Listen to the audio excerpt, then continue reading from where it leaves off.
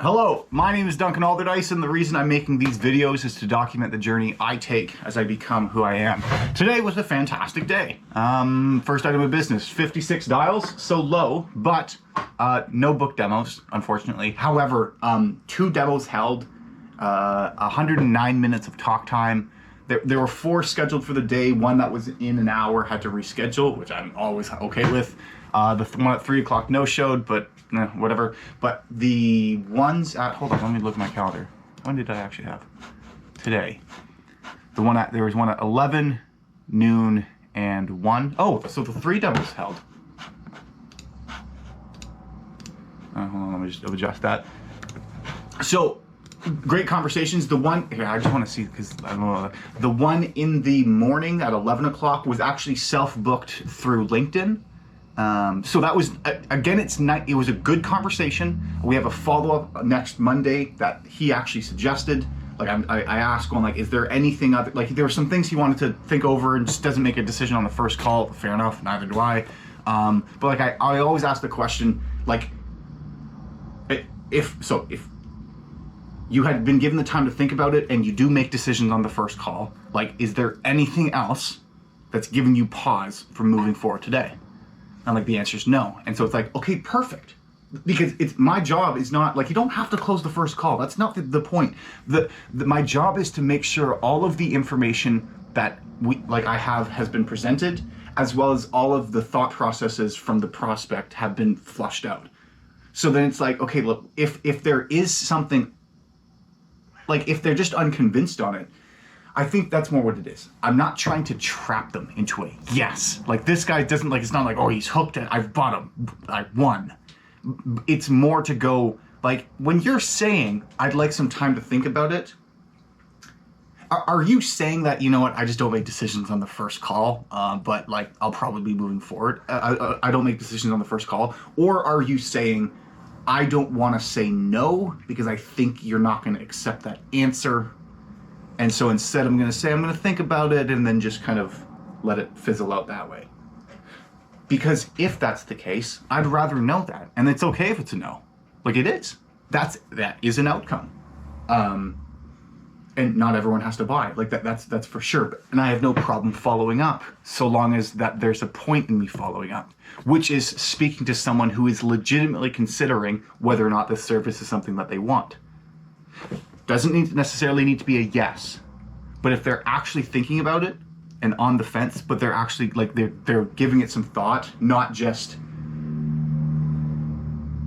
I will think about this at some point. Then, like, if it's more if it's a legitimate conversation and you're not just kind of like postponing it, whatever. Okay, that's the end of that thing. So it was a good demo in the morning. Then there was a demo at noon that was booked last night. It turned into a better call than I thought. The guy said, like, essentially he had a good setup going for him, and didn't really need us now, but had, like, so he had this, like, a decent level goal and a stretch goal.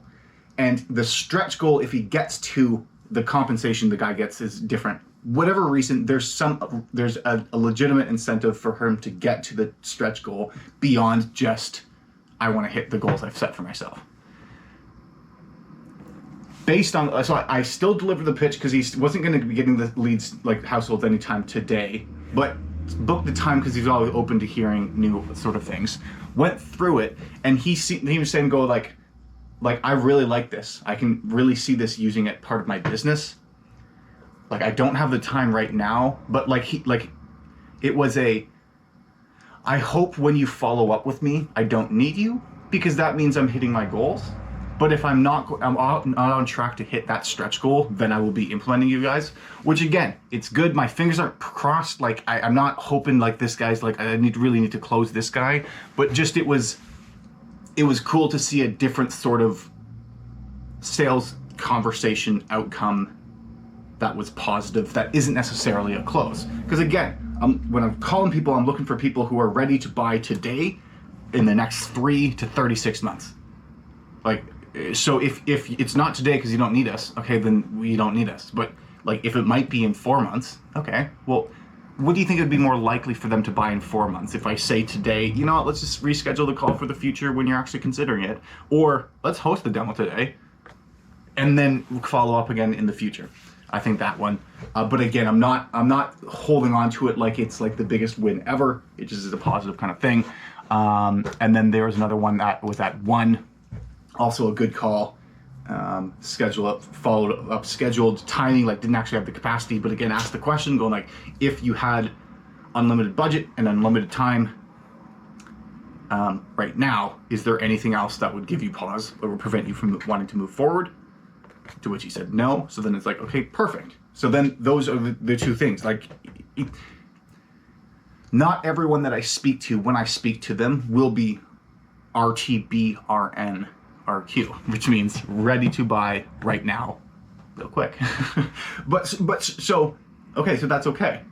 So then if it's in 2 or 3 weeks, because that makes more sense to them, because they don't actually have everything in place to service the households that we would be sending them, yeah, then it doesn't make sense to get the households now. But like, okay, we'll try again in the future.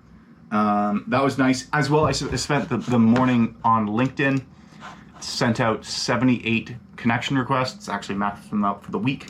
2 accepted, actually it would be 3 now.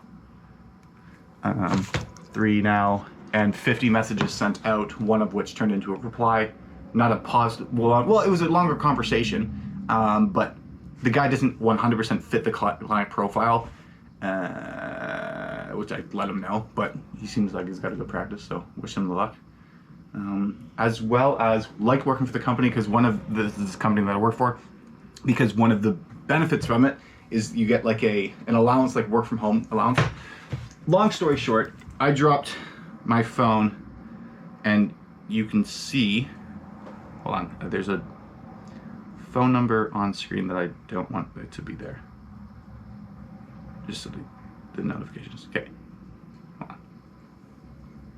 I feel like I have to really think this through. So you see that massive gaping hole? The touchscreen is still sensitive, but so that's obviously my phone is broken.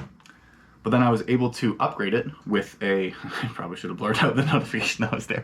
Upgrade to, well, just the next, like, so that's iPhone 11. I was able to upgrade to the 12, even though the 15 is the most current one, because I just went on Amazon and saw like there's unlocked versions of the phones. So, I mean, the phone I currently have, or had, I didn't have Face ID and the screen was cracked.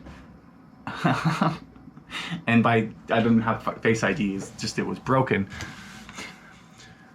I think more what I'm trying to say is it's nice to be able to replace the phone without really like putting pressure on the budget or having to refigure the finances of everything, especially having to replace the brakes on the car, which I successfully did yesterday.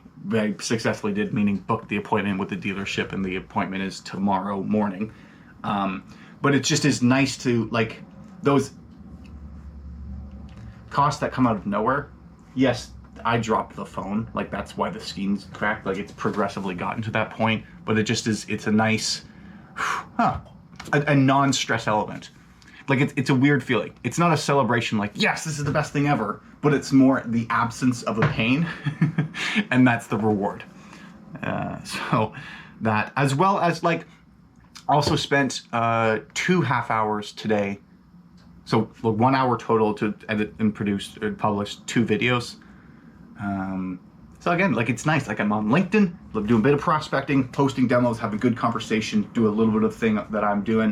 That's just for me. I'm ecstatic, happy, and feeling fine. I'll talk to you later.